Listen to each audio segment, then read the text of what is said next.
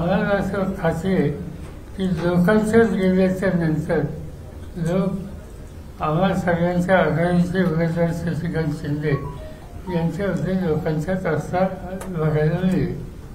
सातारा हा राष्ट्रवादीचा बालेकिल्ला राहिला नाही असं एका आमदारांनी वक्तव्य केलंय, त्यांना काय सांगायचं? ठीक आहे ना, त्यांचं वक्तव्य त्यांनी बालेकिल्ला राहील का नाही, राहिलाय का नाही? असं आहे की सातारचे लोक पुरोगामी विचाराला नेहमीच पाठिंबा देतात. मागच्या वेळी सुद्धा मी सिनियर पर्सनचा काळ होता, बाय इलेक्शन होतं, तिथं तुम्ही सगळे पाहिले सातारच्या जनतेने काय करून दिलं. आणि यावेळेला आणखी एक गोष्ट अशी आहे की महाविकास आघाडी त्यावेळेची जी निवडणूक झाली त्यावेळेला आघाडी नव्हती, लोकांचा अनेक पक्षाचा पाठिंबा होता. यावेळेला आघाडी आहे आणि आघाडीमध्ये काँग्रेस असेल, शेतकरी कामगार पक्ष असेल किंवा रियाजच्या पार्टी असतील किंवा शिवसेना असतील, हे सगळे जेव्हा भावना या निवडणुकीत उतरले तर त्या सगळ्यांचा विचार एकच आहे की देशामध्ये एक एक जागा आपण निवडली आणली पाहिजेत आणि एक एक जागा मोदींची कमी केली पाहिजे. आज मोदींची शक्ती, मोदींची संसदेची सारख्या ही कमी होणार ही राष्ट्रीय गरज आहे. साहेब, माढा मतदारसंघामध्ये पाठीमागच्या विधानसभा निवडणुकीमध्ये उत्तम जानकर यांनी राष्ट्रवादीकडून निवडणूक लढवली आणि गेल्या 3 दिवसांमध्ये जयश्री मोती यांचा जसा काँग्रेसमध्ये राष्ट्रवादीवर प्रवेश झाल्यापासून विशेष विमानाने जयकुमार गोरे, रणजितसिंह नाईक निंबाळकर नागपूरला जातात आणि तिथं त्यांची भेट घेऊन एक नाराजी सांगतात. आज हे सकाळी उत्तम जानकर यांना नागपूरला घेऊन गेले, त्यानंतर उत्तम जानकर हे संध्याकाळी निर्णय जाहीर करणार आहेत की बीजेपी बरोबर जायचं की मोहिते पाटलांना पाठिंबा द्यायचा. निर्णय झालेला आहे. उत्तम जानकर घेऊन गेले विमानात जातात, स्पेशल विमान करून जातात ते नागपूरला. रणजितसिंह नाईक निंबाळकर यांनी रणजितसिंह नाईक निंबाळकर उत्तम जानकरांना घेऊन गेले नागपूरला. विमान आमचा माझा मतदारसंघ तिथं एकदम निवडणूक लढत होतो. हा दुष्काळी मतदारसंघ आहे. आमची एकंदर स्थिती सुधारणा दिसते की आमच्या सरकारी विमानांनी जातात. साहेब, आपण 99 पासून आपला पालिकेला आहे, इथे खासदार आपले आहेत, आमदार पण भरपूर आपल्याला दिले. म्हणावे तसे अजून प्रोजेक्ट मोठे सातारा जिल्ह्याला आले नाहीत, नोकरधंदा नाहीत. आपलाच राष्ट्रवादी खासदार इथे निवडून आलेले आहेत. आता काय लोकांपाशी घेऊन जाणार तुम्ही, काय अजेंडा घेऊन जाणार तुम्ही लोकांना? लोकांना आम्ही सांगतो आम्ही काय करतो ते. म्हणजे पार्लमेंटमध्ये तुम्ही जे आमचे उमेदवार पाठवून दिले तुम्ही त्याचा परफॉर्मन्स बघा, तिथं रेकॉर्ड बघा. प्रत्येक गोष्टीमध्ये जागृतपणाची भूमिका आणि राज्याची भूमिका. सातारचा प्रतिनिधी सातारचं दुखणं मानतो आणि राज्याचं दुखणं मानतो. साहेब, सगळीकडे दुष्काळाची परिस्थिती आहे, सर्व राजकीय नेते मंडळी प्रचारात व्यस्त आहेत, मात्र दुष्काळ हा मुद्दा असू शकत नाही का प्रचारात? दुष्काळ हा मुद्दा नक्की आहे.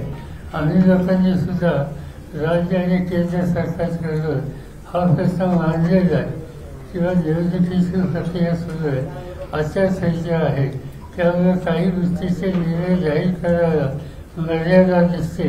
आम्हा लोकांना वाजून ठेवा पण त्या लोकांना दाखवा. जनावरांना चारा द्या, त्याची गरज असेल ती द्या. काही भागात पिण्याच्या पाण्याचे प्रश्न त्याची पूर्तता करा. हा आग्रह आम्ही लोकांनी केंद्र सरकार राज्याकडे केलेला आहे आणि जाता येता आम्ही त्याचा पाठपुरावा सुद्धा करतो. सर, व्हीव्हीपॅटचा जर निकाल आला आणि जर स्लिपा मोजायला लावला तर भारतामध्ये हे जे सगळे चित्र आहे जे आतापर्यंत 400 पार 300 पार चालले ते चित्र बदलू शकेल असं वाटतं आपल्याला?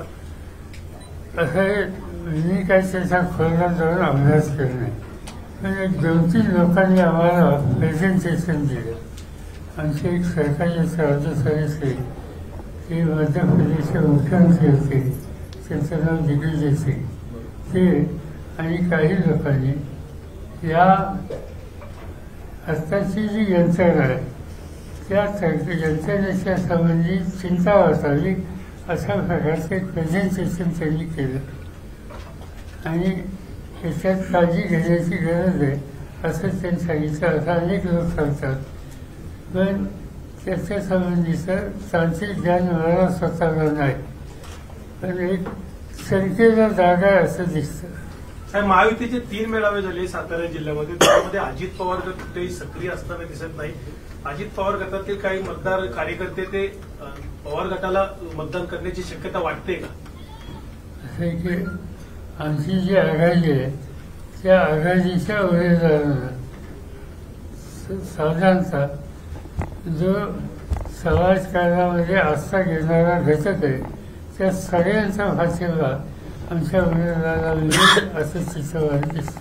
साहेब, मागच्या पावसातल्या सभेत आपण चूक दुरुस्त करा म्हणून आवाहन केलं होतं जिल्ह्यातल्या जनतेला. आता उमेदवारी अर्ज भरून आलाय आपण, आता काय आवाहन कराल जिल्ह्यातल्या जनतेला? लोकांनी वाटतं दुरुस्त केली. आता उन्हात उभं राहिलेलं आहे. काय मागच्या वेळी आपण आवाहन केलं चूक दुरुस्त करा, लोकांनी चूक दुरुस्त केली आपल्या शब्दानुसार.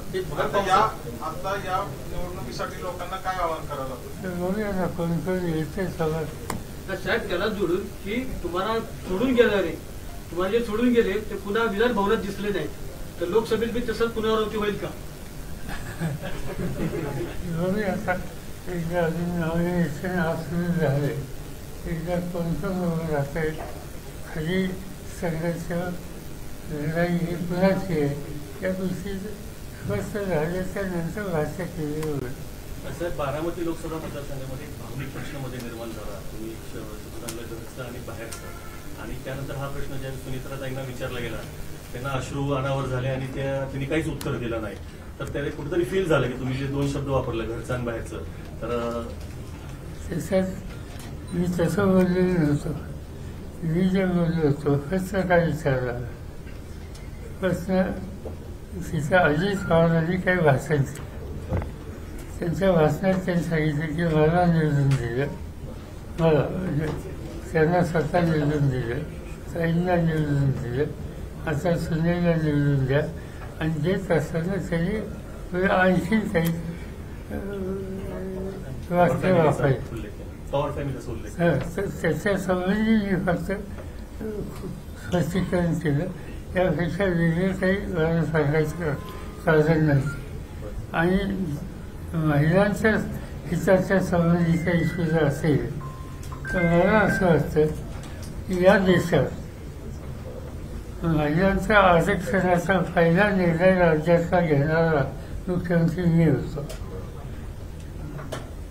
शासकीय सेवेमध्ये त्यांना एक विशिष्ट आरक्षण द्यायचा निर्णय माझा होता. केंद्र सरकारमध्ये मी संरक्षण मंत्री असताना तिन्ही दलामध्ये मुलींना सहभागी करून घ्यायचा निर्णय माझा होता.